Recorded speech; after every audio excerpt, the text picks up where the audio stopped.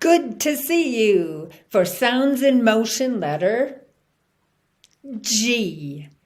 Now, G usually makes the G sound, like in gum. So that's the sound in motion we are going to do.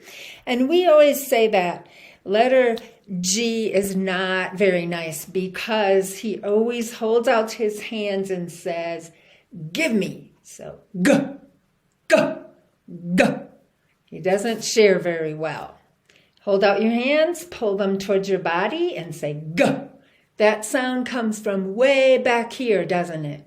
G, G. Your tongue is way down in your mouth. Let's say the word gum. G is for gum. Our animal puppet is gopher. G is for gopher.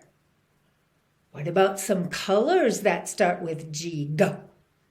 Let's start with gold. G is for gold. And how about green, like this chalkboard?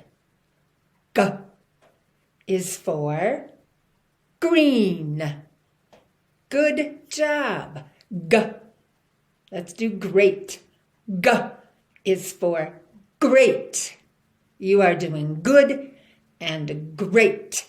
And you will think of more words yourself that start with G, G. There are names. There are foods like grapes. Practice to be even greater.